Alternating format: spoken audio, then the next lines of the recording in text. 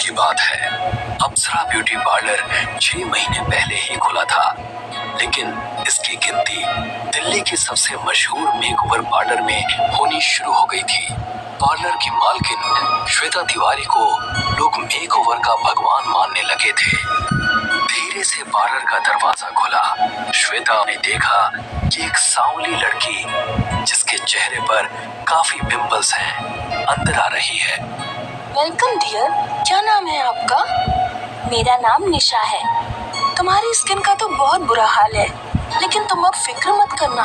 मैं तुमको इतना खूबसूरत बना दूंगी कि जितने लड़कों ने भी आज तक रिजेक्ट किया होगा, वो सारे तुम्हारे कदमों में होंगे। इसीलिए तो मैं आपके पास आई हूँ। पैसे चाहे जितने लगे, मैं आपको ज्यादा ही दूंगी, लेकिन प्लीज मुझे इस बदसूरती से निजात दिला दीजिए। हो जाएगा, सब हो जाएगा। बस 1 महीने का ट्रीटमेंट है। तुम कल शाम 5 बजे के बाद यहाँ आ जाना, ठीक है? हाँ ठीक है मैम। अगले दिन निशा पार्लर पहुंची। Close your eyes my dear. Nisha ने जैसे ही आंखें बंद की तो उसने निशा की आंखों पर कुकुम्बर के स्लाइस रख दिए।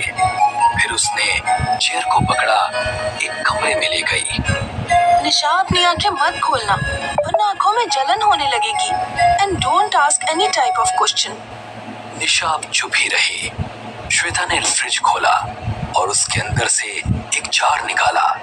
लिक्विड के अंदर एक मेकअप ब्रश डुबोया और उसके बाद उस लिक्विड को उसने निशा के फेस पर लगाना शुरू कर दिया। कुछ ही मिनटों में निशा का पूरा चेहरा खून सा लाल हो चुका था और श्वेता के चेहरे पर रहस्यमयी मुस्कान झलक आई। अभी आधे घंटे के लिए तुमको ऐसा ही रहना पड़ेगा। चाहो तो सो भी सकती हो, लेकिन आंखें बिल्कुल नहीं खोलना। Okay ma'am. श्वेता वहां से चली गई और उस कमरे में निशा बिल्कुल अकेली थी। निशा को इतनी देर आंखें बंद करने से नींद आ चुकी थी। उसने देखा कि वो एक अंधेरी जगह पर खड़ी है, जहां दूर दूर तक कोई नजर नहीं आ रहा है। तब भी उसको 2 आंखें लाल लाल चमकती हुई नजर आई। कौन है वहाँ? ये सुनते ही एक बेहद भयानक लड़की उसके चेहरे के बिल्कुल करीब आ गई। निशा चीखती हुई अचानक से जाग उठी और श्वेता अंदर आ गई। क्या हुआ डियर? आप ऐसे क्यों चिल्लाई? निशा कुछ बोल नहीं रही थी। अभी ये समझने की कोशिश कर रही थी कि वो इस अजीब कमरे में कैसे आ गई। चलो, आधा घंटा हो चुका है। आओ, तुम्हारा फेस वॉश करवा दूं।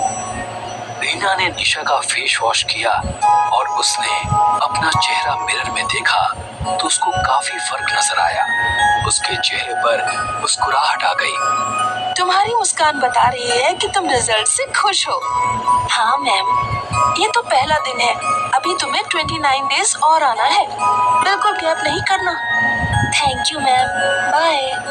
निशा वहां से चली गई। उस दिन के बाद कई दिन गुजरे और धीरे धीरे 1 महीना निकल गया। आखिरी दिन भी श्वेता ने निशा के साथ वैसा ही किया। जब श्वेता उसको आईने के सामने ले गई तो अपना गोरा रंग और चमकता साफ सुथरा चेहरा देखकर निशा हैरान रह गई। उसकी खुशी का ठिकाना नहीं था। वाकई में मुझे तो आइडिया भी नहीं था कि मैं इतनी खूबसूरत हो सकती हूँ। तुम्हें देखकर मुझे बहुत अच्छा लग रहा है निशा। अब एक बात सुनो, मैं ये ब्रेसलेट तुमको दे रही हूँ। इसको मेरा आशीर्वाद समझना। Sure ma'am, thank you. जब वो घर पहुंची तो उसके मम्मी पापा भी उसे देखकर बहुत खुश हुए। फिर क्या था, इश्मित नाम का एक लड़का उसे देखने घर आया और देखते ही उसका दीवाना हो गया। उसके बाद निशा की शादी हुई और वो अपने ससुराल आ गई। निशा, मेरा इस दुनिया में मेरी बहन मोहिनी के अलावा और कोई नहीं है। तुम उसे अपनी बेस्ट फ्रेंड समझना। हाँ इश्मित, अब यही मेरा परिवार है। तभी उसकी नजर आईने पर पड़ी तो उसे वही लड़की उसके पीछे खड़ी नजर आई जिसे उसने सपने में देखा था। क्या हुआ बेबी? कुछ नहीं। निशा को अब हर जगह वो लड़की नजर आ रही थी। उसे हमेशा ऐसा लगता था कि हर वक्त कोई ना कोई